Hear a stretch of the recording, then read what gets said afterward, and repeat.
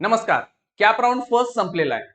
Allotment झाली, त्याच्यानंतर admissions झाले आणि आता कॉलेजकडे डेटा आलाय. मग मी का म्हणतोय तुम्हाला ऍडमिशन इझिली मिळू शकतंय आणि अजून काही विद्यार्थ्यांना डाऊट आहेत की त्यांना ऍडमिशन मिळणार नाहीच असं वाटतंय, तर त्यांच्यासाठी डिटेल्स अपडेट कुठं की आज लास्ट डेट होती ऍडमिशनची आणि त्याच्यानुसार इंजिनिअरिंग कॉलेजांना ज्या काय अपडेट असतात त्या त्यांना साईटवर कराव्या लागतात. तर कंडिशन्स पहा काय काय. नंबर ऑफ कॅन्डिडेट रजिस्टर्ड म्हणजे ऍडमिशन साठी किती विद्यार्थ्यांनी रजिस्ट्रेशन केलंय 2,17,330 म्हणजे 2,17,330.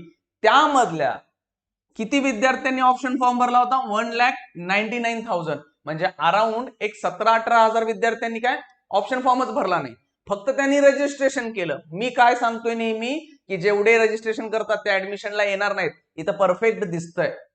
मग 1,99,000 विद्यार्थ्यांनी ऑप्शन फॉर्म भरले, त्यापैकी किती विद्यार्थ्यांचं अलॉटमेंट झालेलं आहे 1,44,776 म्हणजे इतक्या विद्यार्थ्यांना अलॉटमेंट मिळाले. ओके, त्यानुसारच किती विद्यार्थ्यांनी जाऊन कॉलेजमध्ये कन्फर्म ऍडमिशन घेतलंय पहिल्या राऊंडला म्हणजे जे मिळालंय त्याच्यामध्ये समाधान आहेत ते 32,635.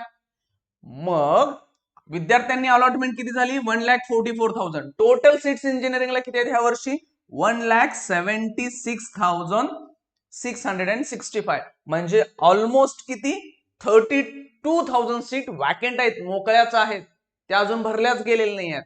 मग मी नेहमी सांगतो तुम्हाला की ऍडमिशन मिळतं, अजूनही 32,000 जागा मोकळ्या पडलेत आणि ह्यामधले सगळे विद्यार्थी घेण्याचे चान्स कमी आहेत. म्हणून सांगतो बाळांनो, तुम्हाला काही झालं ऍडमिशन मिळणारच आहे.